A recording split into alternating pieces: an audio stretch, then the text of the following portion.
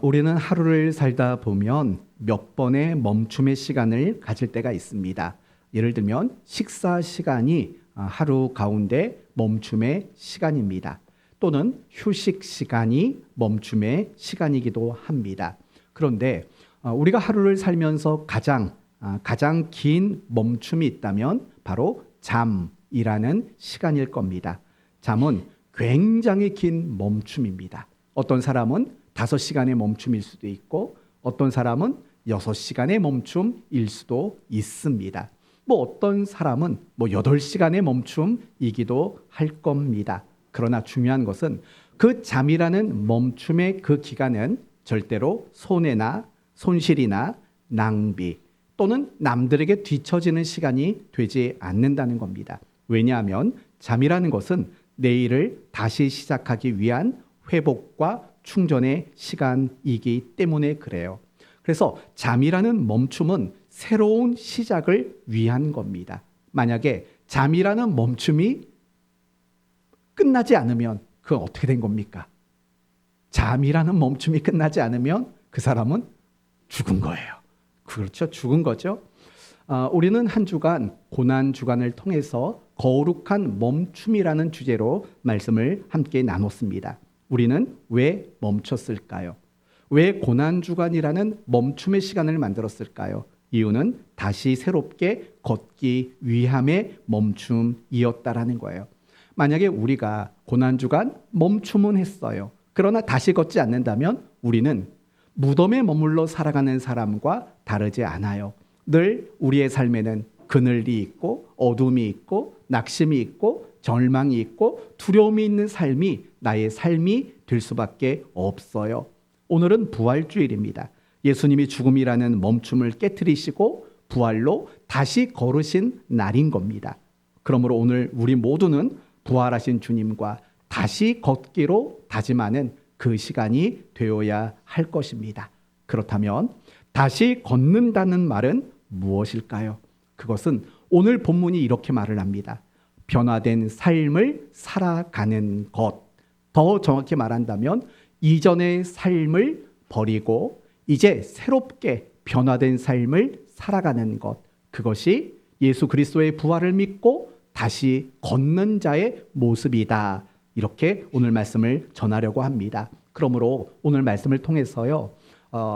하나님이 우리에게 원하시는 것이 변화된 삶이라는 것을 다시 한번 확신하시고 저와 여러분 모두가 이제는 내가 변화된 삶을 살겠다라고 그렇게 하나님께 약속도 하고 내 자신에게 다짐도 하는 그런 시간이 되었으면 합니다.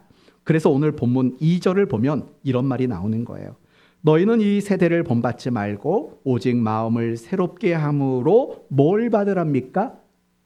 변화를 받아. 그렇게 우리에게 변화된 삶을 살아갈 것들을 요구하고 있습니다. 여러분에게 의미심장한 질문을 하나 해보겠습니다. 여러분은 예수님의 부활을 믿으십니까?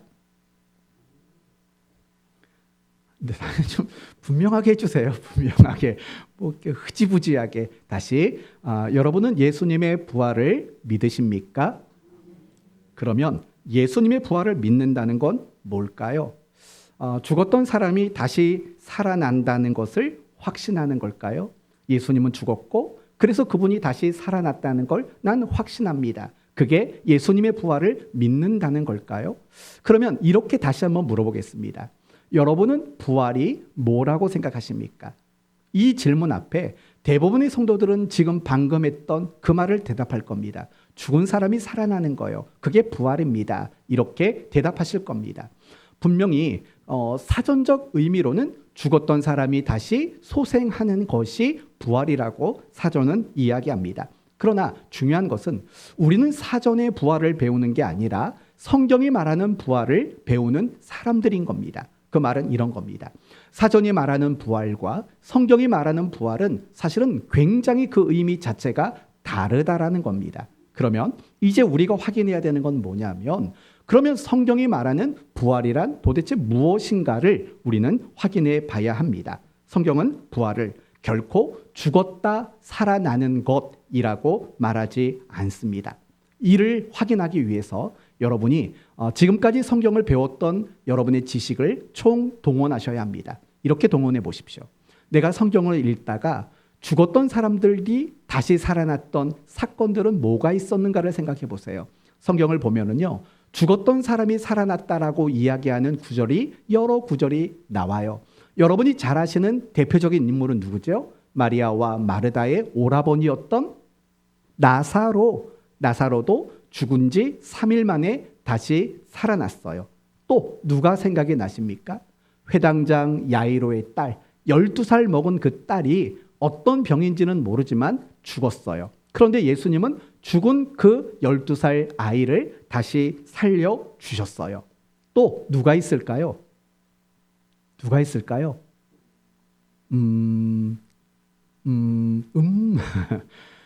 바울의 설교를 듣다가 3층에서 떨어져 죽은 유두고라는 사람이 있어요. 설교가 얼마나 바울이 지루했으면 3층에서 떨어져 죽었겠어요. 우리 성도들 가운데 설교 듣다 죽은 사람은 없잖아요. 얼마나 감사한지 몰라요. 바울보다 나은 설교 아니겠어요. 아무튼 유두고는 왜 웃어요? 기가 막히시죠? 네, 유두고는 죽었다가 다시 살아났어요. 또 누가 있을까요? 다비다라는 사람이 있어요. 이 사람이 죽었어요. 그런데 베드로가 다비다를 다시 살려 주었어요. 또 말고 또 있어요. 나인성 과부의 아들, 그리고 수넴 여인의 아들. 그러니까 이런 사람들이 모두가 다 죽었던 것들을 경험한 사람들이에요. 죽었는데 다시 살아난 거예요. 뿐만 아니라 예수님이 십자가에서 운명하셨을 때 성경은 뭐라고 기록하냐면 자던 자들이 많이 일어났더라라고 말을 해요. 그러니까 예수님이 죽었어요. 그런데 죽은 지 오래되어 이미 무덤에 묻혔던 자들 중에 살아서 나온 자들이 있다라고 성경은 그렇게 이야기합니다. 그러면 이제 여러분에게 묻겠습니다. 나사로, 다비다, 회당장 야이로의 딸, 유두고, 수넴 여인과 또 그 여인의 아들 살아났는데 부활한 걸까요? 죽었다 살아났잖아요. 그러니까 부활한 걸까요? 그러면 다시 묻겠습니다. 예수님은 우리의 죄를 위해 죽으셨습니다. 그리고 3일 만에 다시 살아나셨습니다. 부활하신 걸까요? 좀 입장이 달라진 것 같아요. 앞에 말했던 나사로나 다비다나 유두고나 이런 사람들이 다시 부활한 게 맞습니까? 라고 말했을 때는 선뜻 대답이 안 나와요. 근데 예수님이 죽었다 다시 살아난 건 부활이 맞습니까? 라고 물어보면 서슴없이 맞아요. 예수님은 부활한 거예요. 라고 여러분이 대답을 해요. 그럼 왜 그러시죠? 왜 앞서 말한 그 사람들의 살아난 것을 부활이라고는 자신 있게 말 못하고 예수님이 살아나신 것만 부활이라고 자신 있게 말하는 이유가 과연 무엇입니까? 그러면 한 가지만 더 이야기를 해보도록 합시다. 예수님은 언제인지 모르지만 다시 이 땅에 재림하실 겁니다. 그런데 성경을 보면 예수님이 재림하셨을 때 이런 일이 일어난다고 합니다. 죽었던 자들이 부활하고 신령한 몸을 갖게 된다라고 성경은 이야기합니다. 맞는 얘기죠? 네, 틀림없이 맞는 이야기예요. 이런 부활과 관련된 부분이 궁금하시다면 고린도 전서 15장의 말씀을 보시면 이 부활과 관련해서는 굉장히 많은 이야기를 우리에게 하고 있어요. 그 15장 본문 안에는 예수님이 재림하시는 그날 죽었던 성도들이 깨어나 신령하게 몸이 바뀌어진다라고 분명히 말하고 있어요. 그러면 우리가 궁금한 건 이거예요. 예수님이 부활하셨을 때 죽은 자들은 다시 살아나요. 그러면 예수님이 재림하시는 날 죽은 자들은 살아난다면 예수님이 재림하시는 그날 살아있던 사람들은 어떻게 될까요? 살아있는 사람들 죽었다가 다시 깨어날까요? 아니에요. 예수님이 재림하시는 그날 살아있는 사람은 죽지 않아요. 죽지 않고 그의 몸이 신령한 몸으로 바뀌어지게 돼요. 그러면 여러분 한번 생각해 봐요. 그러면 예수님이 재림하시는 날 부활을 경험한 사람이 2번 경험한 사람들이 있다라는 말이에요. 아까 말했던 나사로 살아났잖아요. 그럼 지금 어느 동네 살고 계세요? 다시 죽었어요. 그렇잖아요. 근데 예수님이 재림하세요? 그러면 나사로는 다시 한번 또 살아나요. 그럼 부활을 몇 번 경험하는 거예요? 2번 경험해요. 그러면 예수님이 재림하시는 그날 죽지 않고 있었던 사람들은 부활을 경험할까요? 안 죽었으니까 부활을 경험하지를 못해요. 그럼 어떤 사람은 부활을 2번 경험하고 어떤 사람은 부활을 경험하지 못한대요. 과연 그게 성경의 가르침일까요? 그렇지 않다라는 거예요. 제가 죽었다가 살아난 사람들의 이야기와 예수님이 재림할 때 살아있는 사람들의 이야기를 하는 이유는 부활은 단지 죽었던 사람이 다시 살아나는 것, 그것이 성경이 말하는 부활이 아니라는 거예요. 그러면 도대체 성경이 말하는 부활은 뭘까? 부활의 본질은 뭘까? 바로 변화라는 게 부활의 본질이고 부활의 가장 중요한 핵심이라고 말할 수 있다는 거예요. 고린도전서 15장에 보시면 이런 말이 나와요. 마지막 나팔 순간에 홀연히 다 변화되리니 또 나팔 소리가 나매 죽은 자들이 썩지 아니할 것으로 다시 살아나고 우리도 변화되리라. 여러분 지금 반복돼서 나오는 표현이 뭐죠? 변화라는 단어가 지금 반복되어서 표현되고 있다라는 거예요. 바로 이것이 부활의 정의예요. 부활이란 무엇인가? 우리 몸의 변화가 일어나는 거예요. 구체적으로 말한다면 썩을 몸이 썩지 않는 몸으로 변화가 되는 거예요. 뿐만 아니라 우리의 몸은 제약이라는 걸 받아요. 어떤 제약을 받죠? 시간의 제약을 받아요. 우리는 여기저기에 동일한 시대에 존재할 수가 없어요. 시간에 존재할 수 없어요. 예를 들면 지금이 11시 35분이에요. 지금 이 시간에 우리는 대한민국에만 존재해요. 미국에 우리는 같은 시간에 존재할 수가 없어요. 시간의 제한을 받아요. 우리는 모든 환경의 제한을 받아요. 그렇지 않습니까? 그러나 우리는 우리의 이 제한된 몸, 제약을 받는 이 몸이 신령한 몸으로 변화돼요. 신령한 몸이란 무엇이냐? 그 어떤 것에도 제한과 제약을 받지 않는 몸을 말하는 거예요. 여러분, 예수님이 죽으시기 전에 그 몸은 어떤 몸이었어요? 제한이 있는 몸이었어요. 배도 고파요. 그리고 집 안으로 들어가려면 반드시 뭘 열고 들어가셔야 됐을까요?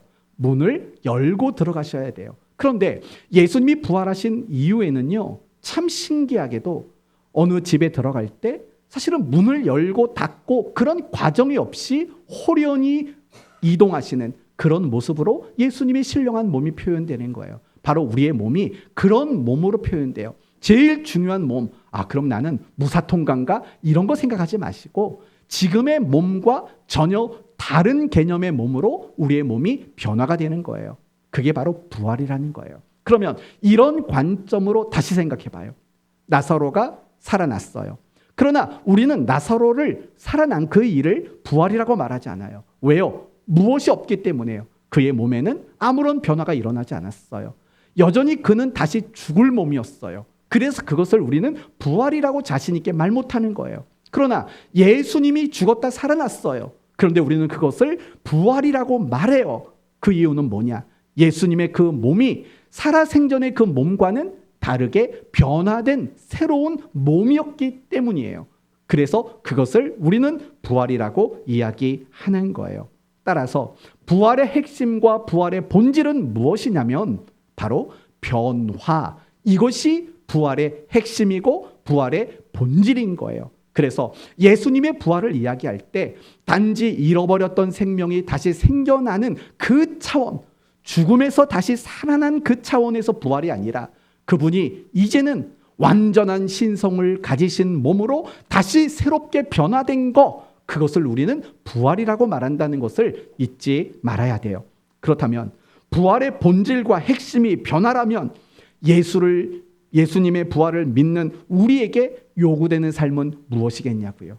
당연히 변화된 삶을 우리에게 요구하실 수밖에 없다라는 거예요.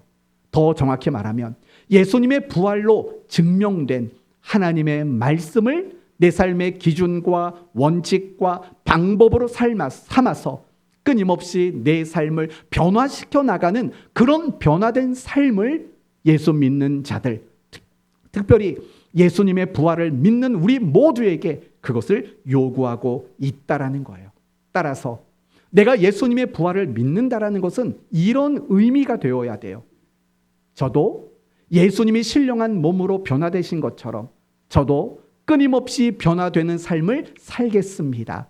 이 고백을 가지고 살아가는 사람이 바로 예수님의 부활을 믿는 사람의 정당한 모습이라는 거예요. 하나님은 예수 믿는 우리에게 그걸 요구하세요. 변화된 삶으로 다시 나아가기를 원하세요. 변화된 삶으로 다시 걸어가기를 원하시는 거예요. 그것이 예수 그리스도의 부활을 믿는 우리라는 거죠. 결국 부활 사건은 무엇이냐? 우리로 하여금 변화된 자리로 다시 걷게 하시는 사건이 바로 부활 사건이라는 거예요. 예수님의 고난과 예수님의 죽음 사건은 우리를 멈추게 만드는 거예요. 우리를 멈추게 해서 다시 하나님을 집중하고 하나님을 다시 기억하고 다시 내 삶의 방향을 점검하고 그리고 내가 순종하고 내가 사랑하고 내가 소망을 가져야 될 것이 무엇인가를 찾아가는 시간인 거예요. 그리고 예수 그리스도의 부활 사건은 이제는 그 모든 것을 힘입어 다시 새로운 변화된 삶의 자리로 내가 걸어가는 사건, 그게 바로 예수 그리스도의 부활 사건이다. 이렇게 여러분 모두가 이해했으면 좋겠어요. 그래서 여러분에게 이렇게 물어볼게요. 여러분은 정말 예수님의 부활을 믿으십니까? 그러면 무엇을 여러분에게 묻는지 아시죠? 죽었다 살아난 거 믿어요? 라는 뜻이 아니라 이제 여러분도 이제는 변화된 그 삶을 살기로 마음 먹으신 분이십니까? 라는 그런 질문이라는 거예요. 저는 여러분 모두가 그런 마음의 다짐을 가졌으면 좋겠어요. 예수님의 부활을 믿음으로 여러분 모두도 정말 변화된 삶으로 다시 걸어가겠습니다. 이 고백이 있어야 그게 예수님의 부활을 믿는다라는 진정한 의미가 되기 때문에 그래요. 그러면 여러분은 이제 고민하셔야 될 게 있어요. 뭘 고민하냐? 목사님이 고민이라는 말을 많이 쓰죠. 세상 살기도 고민이 많은데 교회에 와서도 고민하라고 그러고 복잡하실 거예요. 그런데 어쩔 수 없어요. 고민하셔야 돼요. 뭘 고민해야 되느냐? 그렇다면 부활하신 그 주님께서 오늘 나에게 원하시는 변화는 무엇일까? 사실은 이 고민이 훨씬 더 중요한 거예요. 이 고민이 없다면 우리는 이 부활절을 지키는 커다란 의미가 사라지는 것과 마찬가지이기 때문에 그래요. 물론 여러분은 예수님을 믿고 난 이후로 많은 것들이 변화됐을 거예요. 그러나 중요한 것은 여전히 우리에게는 변화가 필요하다라는 거죠. 여전히 우리 안에는 변화되어야 할 것들이 남아있다라는 거죠. 그리고 하나님은 오늘 우리에게도 변화를 여전히 원하고 있다라는 거죠. 따라서 오늘 이 시간 여러분 모두는, 물론 저를 포함해서 우리 모두는 오늘 부활하신 주님이 나에게 어떤 변화를 원하시는가, 그 부분에 대한 고민이 반드시 있어야 하는 거예요. 그런데 오늘 본문을 보면은요, 주님이 우리 모두를 향해서 원하시는 변화의 내용이 있다고 말을 해요. 2절을 한번 보시겠어요? 2절.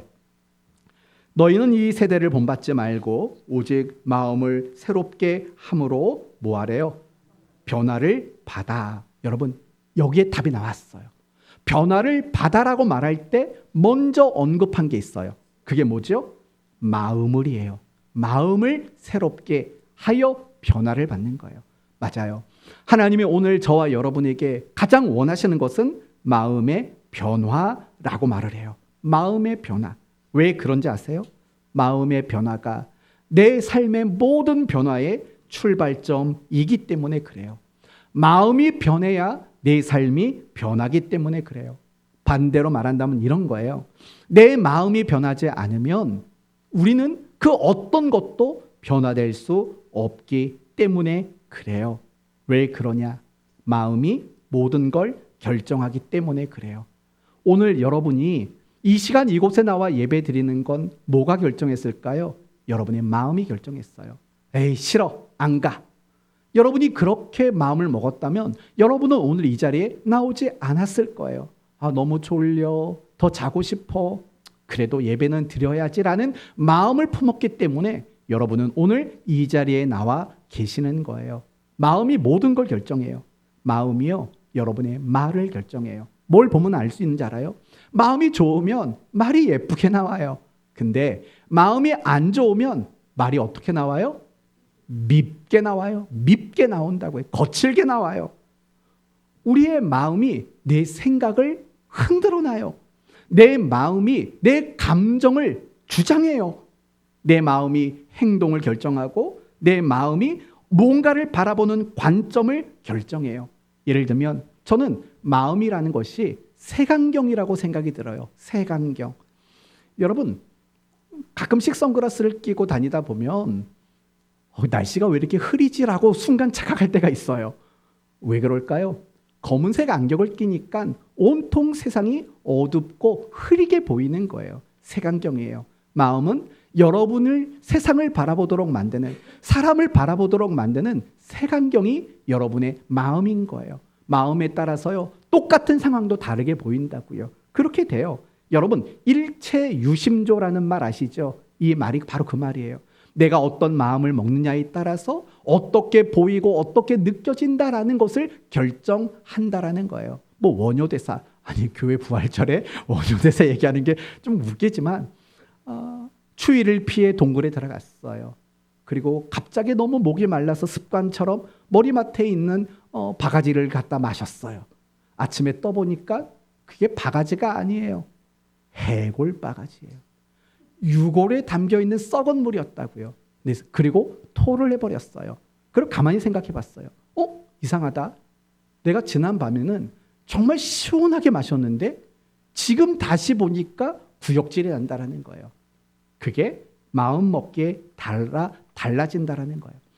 그러니까 내 삶의 모든 거, 어느 것 하나도 빼놓지 않고 모든 거는 다 뭐가 결정하냐면 마음이 결정하게 되어 있는 거예요. 그럼 신앙생활은 안 그럴까요? 사실은 신앙생활도 예외는 아니에요. 우리가 신앙생활할 때 나의 신앙의 수준과 나의 신앙의 내용은 뭐가 결정하냐면 마음이라는 것이 결정하게 돼요. 예배생활도 여러분의 마음이 결정하는 거예요. 여러분의 경건생활도 결국은 여러분의 마음이 결정하는 거예요. 단지 우리는 핑계와 구실과 합리화를 찾는 거죠. 너무 바빠서요. 너무 피곤해서요. 성경이 너무 어려워서요. 아니죠. 사실은 가장 근본적인 원인은 어디에 있냐면 마음이 그러고 싶지 않아서가 더 맞는 거예요. 예배 생활을 하는 것도 똑같아요. 내가 예배 생활을 못하는 거 사실은 환경 때문이 아닌 거죠. 마음 때문인 거죠. 내가 예배를 마음으로 결정하지 않았기 때문에 그런 일들이 일어나는 거 아니겠어요? 이 부분을 구약 성경을 예를 들어서 설명해 볼게요. 역대기, 열왕기 말씀을 보시면 하나님이 그 모든 왕들을 평가하는 내용이 나와요. 그래서 어떤 왕들에게는요, 여호와 보시기에 정직히 행하여라고 긍정적으로 평가를 해요. 그러나 어떤 경우에는 여호와 보시기에 악을 행하여라고 부정적으로 평가하는 내용이 나와요. 그럼 여러분, 어떤 왕은 긍정적인 평가를 받았고 어떤 왕은 부정적인 평가를 받았어요. 그렇다면 그런 평가를 받게 만든 원인은 뭘까? 성경은 이렇게 대답을 해요. 긍정적인 평가를 받은 왕들을 향해서는 이렇게 말해요. 그의 마음이 그의 조상 다윗의 마음과 같았으며, 마음이라는 단어가 2번이나 나와요. 그의 마음이 다윗과 같은 마음이었으며예요. 그런데 반대로 부정적인 평가를 받은 사람에게는 이런 말이 쓰여져요. 그의 마음이 그의 조상 다윗의 마음과 같지 않았으며 라고 말을 하는 거예요. 그러니 긍정적인 평가를 받은 왕, 부정적인 평가를 받은 왕은 그 삶과 그의 통치의 모든 내용들이 뭐가 결정했다고 성경은 밝히고 있냐면 그의 마음의 문제였다라고 성경은 이야기하고 있다라는 거예요. 사랑하는 성도 여러분, 마음이 결정하는 거예요. 그래서 성경에서 굉장히 유명한 구절이 있죠. 신명기 6장 5절을 보면 너는 마음을 다하고 뜻을 다하고 힘을 다하여 내 하나님 여호와를 사랑하라고 말을 하는 거예요. 무슨 말일까요? 하나님을 사랑하는 그 마음, 그것이 하나님 뜻에 순종하도록 만드는 원인이 된다고 말하는 거예요. 마음이 가장 중요하다라고 그렇게 가르쳐주고 있다라는 거예요. 내 삶의 변화됨이 일어나는 거, 그것도 사실은 똑같은 거예요. 내 삶에 어떤 변화가 일어나기를 원한다면 우리에게 있어서 가장 중요한 것은 다른 그 무엇이 아니에요. 내 마음의 변화가 먼저 일어나야만 되는 거예요. 내가 변화된 삶을 살겠다라는 것이 내 마음에 담겨져야 돼요. 내가 변화되어야겠다라는 그런 의지와 결단이 우리 마음에 담겨져야 돼요. 내가 어떻게 변화되어야 할 것인가에 대한 질문과 분별력도 내 마음에 담겨져야 돼요.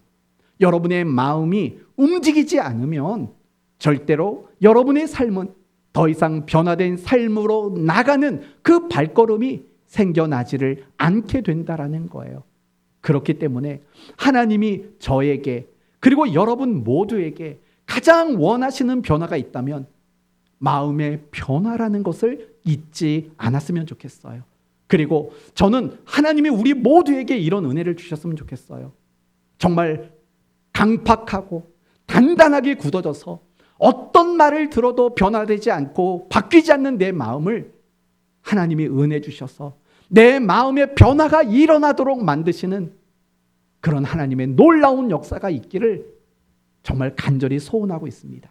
사랑하는 성도 여러분, 정말 여러분이 그걸 놓고 기도하셨으면 좋겠어요. 하나님, 정말 제 마음에 변화가 일어나게 해주세요. 하나님, 제 마음에 변화의 소용돌이가 생겨나게 해주십시오.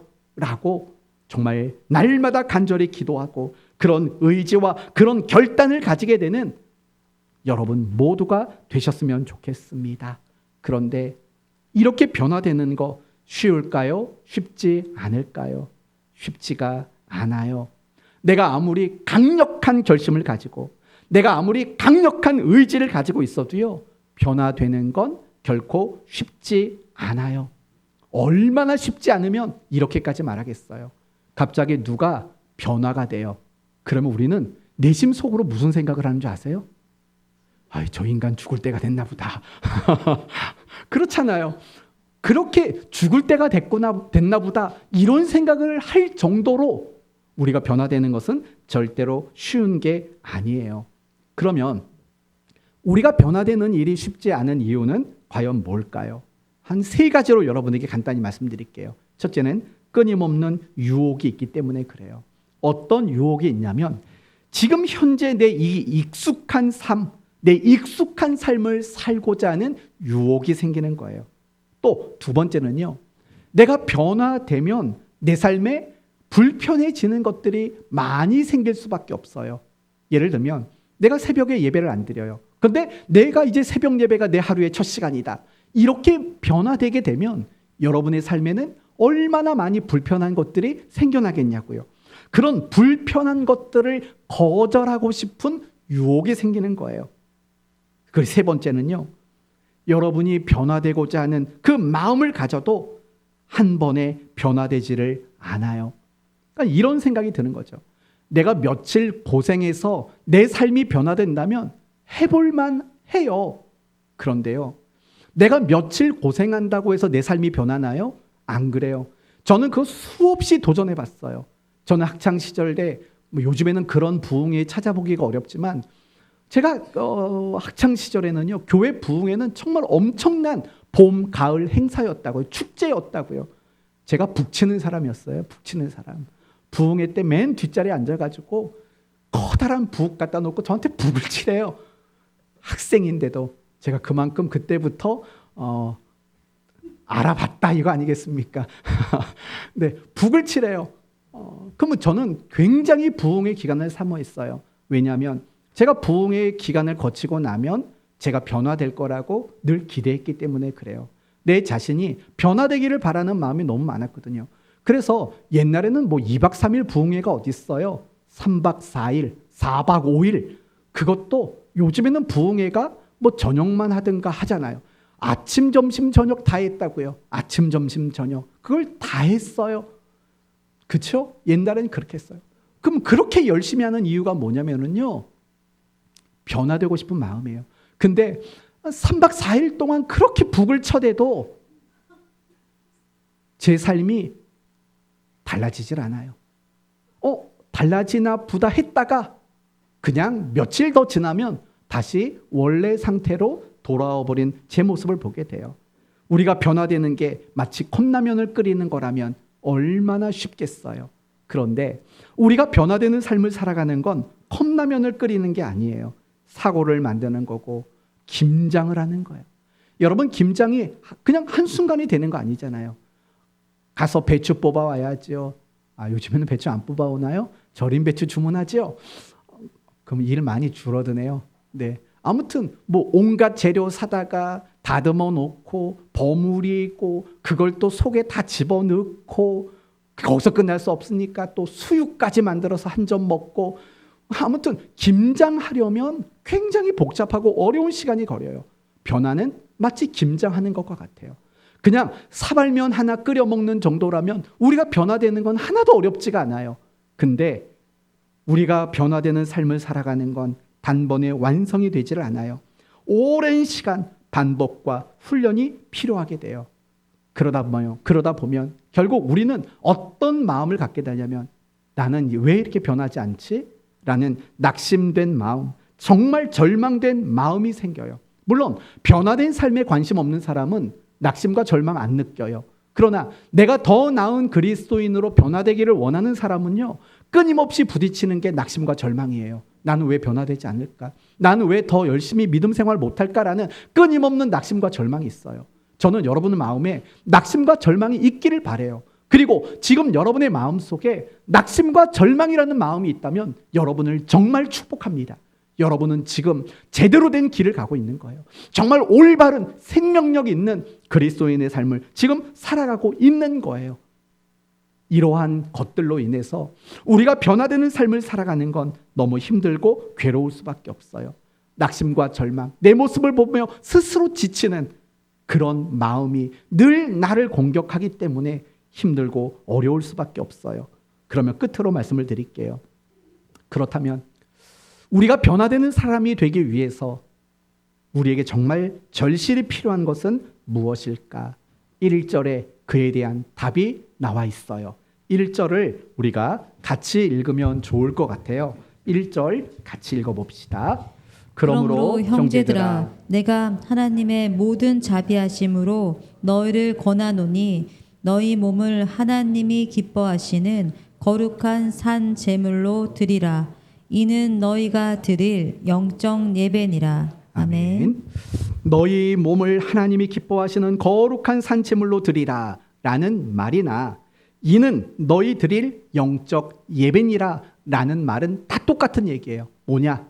더 변화된 삶으로 나가라 라는 거예요.